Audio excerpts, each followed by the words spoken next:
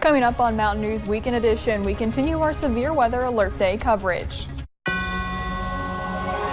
Dedicated to Eastern and Southern Kentucky, this is WYMT Mountain News Weekend Edition.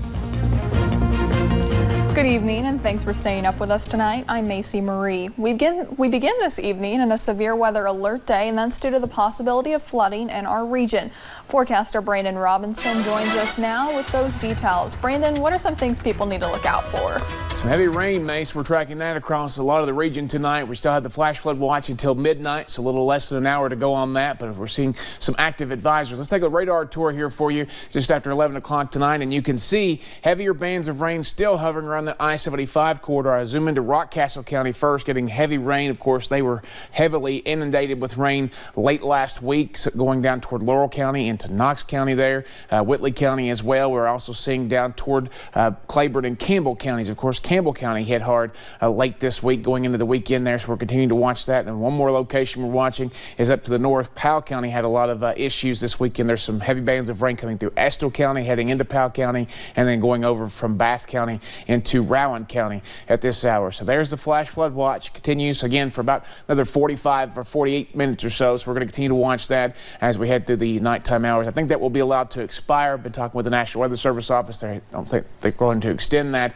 I-75 at London is the closest camera we have to the action. You can see that the rain has been going off and on throughout the day into the nighttime hours. Temperatures still very mild at this hour, upper 60s and low 70s across the region right now. And we'll only get down to the upper 60s basically tonight, maybe a mid-60 in some locations. Those chances for rain will continue. But the headlines for the week is the cold front that will come tomorrow, bringing us more chances for rain. Sunshine will return for parts of the week, and then of course more chances for rain are in the forecast as well. I'll have all those details coming up in just a few minutes. Macy.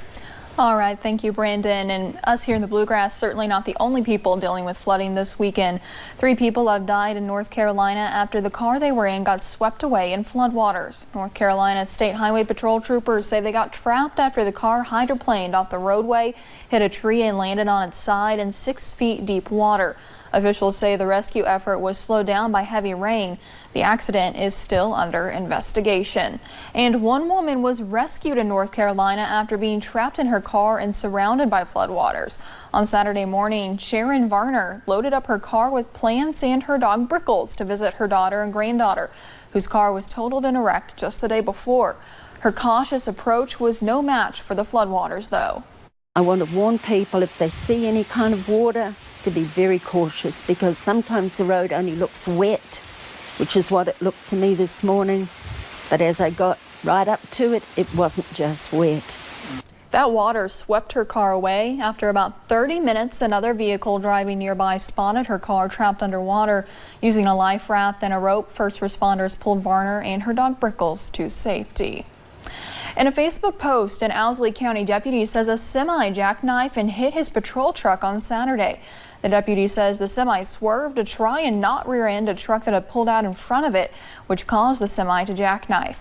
Other than a few scratches and some bruises, the deputy says he's doing okay.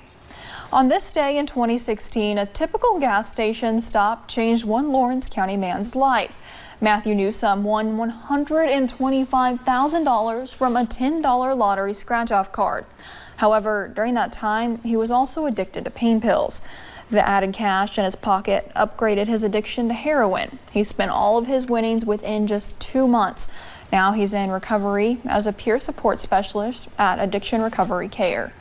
Yeah, probably the worst thing that could happen to somebody that was in active addiction. Always worried about getting that next fix. You know, I didn't really think about the future too much. Newsome credits his recovery to the treatment he's received at Addiction Recovery Care. If you or a loved one is currently in active addiction, you can head over to our website for more information on how to get help with Addiction Recovery Care. Officials with the Kentucky River District Health Department are urging people to get your kids vaccinated. Public Health Director for the district, Scott Lockard, says he encourages everyone to get vaccinations for treatable diseases.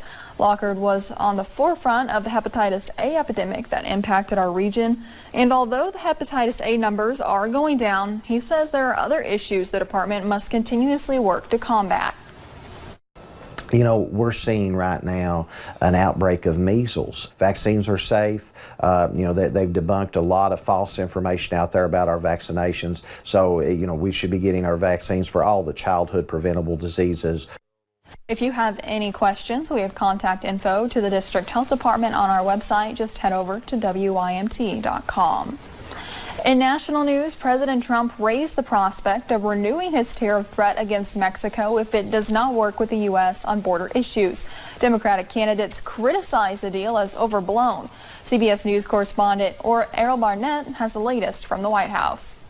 President Trump warned Sunday that tariffs remain an option if Mexico does not cooperate on immigration. The president tweeted, quote, "There is now going to be great cooperation between Mexico and the USA." He went on to write, "However, if for some unknown reason there is not, we can always go back to our previous very profitable position of tariffs." Mexico's ambassador to the U.S. told CBS's Face the Nation that key provisions of the deal announced late Friday are about to take effect, including using thousands of its National Guard troops to help stem the flow of migrants into the U.S. This deployment will take place now because until 2 weeks ago, we were still discussing the laws to implement the National Guard.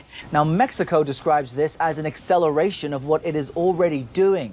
But Acting Homeland Security Secretary Kevin McAleenan says all of this is new. This is the first time we've heard anything like this kind of number of law enforcement being deployed in Mexico to address migration. On ABC's This Week, Democratic presidential candidate Beto O'Rourke said the president has overstated his success in the deal with Mexico. These are agreements that Mexico had already made in some cases months ago. They might have accelerated the timetable, but by and large, the president achieved nothing except to jeopardize the most important trading relationship that the United States of America has. The president's response, quote, "We have been trying to get some of these border actions for a long time, but we're not able to get them or get them in full until our signed agreement with Mexico." Errol Barnett, CBS News, the White House. The Mexican ambassador to the U.S. did not confirm or deny in her interview on CBS's Face the Nation that President Trump's tweet on Saturday saying there is an agreement for Mexico to immediately buy agricultural goods from the U.S. Campaigning continues among presidential hopefuls this weekend as the Democratic Hall of Fame dinner at Cedar Rapids, Iowa took place today. The dinner is the largest gathering of Democratic candidates thus far. Senator Kamala Harris said that we got a POTUS who made promises and betrayed American people that needs to be prosecuted. The case, there's a rap sheet full of evidence to make that case. He promised health care and then he tried to rip health care away from millions of people. What's that called? Health care fraud. He said he was for working people, then he passed a tax bill benefiting the top 1% and the biggest corporations in this country. That's tax fraud. He believes the president of Russia and a North Korean dictator over the word of the American intelligence community. Securities fraud. And then he claims to be the best president we've seen in a generation. Well, I say let's call Barack Obama because that's identity fraud. Pete Buttigieg, Bernie Sanders, and Cory Booker, along with many others, also attending the event this weekend. American Airlines says 115 flights will be canceled per day through September 3rd. This is to accommodate the grounded Boeing 737 MAX planes. Initially, American Airlines had canceled all flights using those jets until August 19th, but they've now extended that until September 3rd. The entire Boeing 737 MAX fleet has been grounded since March after a software issue caused 2 fatal crashes, killing 346 people. Boeing says that's been fixed, but federal agencies still need to sign off on it. A small plane crashed Saturday afternoon in Medford, Oregon, in a neighborhood, injuring 2 on the plane. Both of those people were able to get out with injuries severe enough to go to the hospital by Mercy Flights. The single-engine Beechcraft Bonanza came down on the sidewalk outside a home. There was signs of trouble before it hit the ground. It was just like a thud, like a big thud, like he just came down hard and kind of stuck in the ground like a lawn dart. Medford police are investigating claims the pilot was telling people after the crash of a mechanical failure. The 1947 era Beechcraft 35 series aircraft is registered to a Marzine, Idaho address. However, no name is listed in the Federal Aviation Administration registry. A bolt of lightning struck a motorcyclist driving southbound on I-95 on Sunday in Florida. Authorities say a witness told them a bolt of lightning hit the motorcyclist's helmet, causing the helmet to shatter and the driver to veer off the road. Authorities say the driver of the motorcycle was killed. Investigators say an off-duty trooper on vacation from Virginia was riding by and happened to see the crash happen.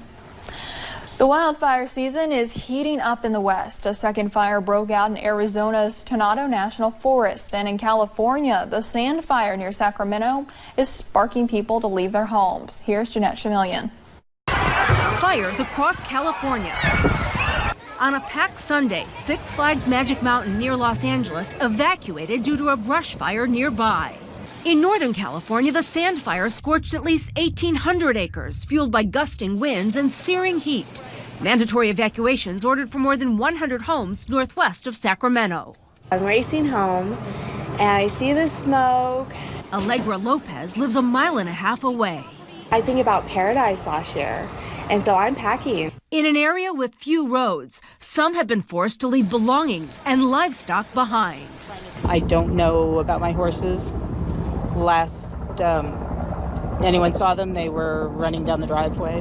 In Arizona, a second fire has erupted in an already burning Tonto National Forest, this one west of Phoenix. And as we hit those triple-digit temperatures, it just makes it more susceptible for that one spark to catch that dry grass on fire and move as quickly as we've seen these fires move. Both fires in the state are charring thousands of acres of wilderness and hiking trails. No homes are threatened. As many as 20,000 people in Northern California were without power during mandatory blackouts as the utility PG&E turned off power as a precaution. An excessive heat watch is in effect through Tuesday. Janet Chameleon, CBS News, Los Angeles. Police are searching for a missing Connecticut mom. Jennifer DeLuo was last seen dropping off her children the morning of May 24th, and for the sixth day in a row, state police investigators were seen at the Materials Innovation and Recycling Authority on Maxim Road in Hartford. Detectives and canines began searching the facility on Tuesday looking for Jennifer's remains. This came after evidence was found in dumpsters in Hartford. Her estranged husband, Fotis Doulos, remains in custody after being arrested a week ago. Fotis and Jennifer have 5 children, all under the age of 13. A former University of Florida football player has been arrested for a 3-year-old murder case. Earl Antonio Joyner, also known as Tony Joyner, is accused of killing Hazel Ambando in 2016. Fort Myers police say they worked with the Oxygen television series Cold Justice and the state's attorney's office to make the arrest. Joyner was charged with second-degree murder. And still to come on Mountain News Weekend Edition, a powerful storm blew through North Texas today, and it did a lot of damage, including sending this construction crane crashing into a Dallas apartment building. We'll show you that damage coming up. And we're tracking the chances for rain that will linger into the new week as a cold front moves through the region. We'll have the latest in about 3 minutes.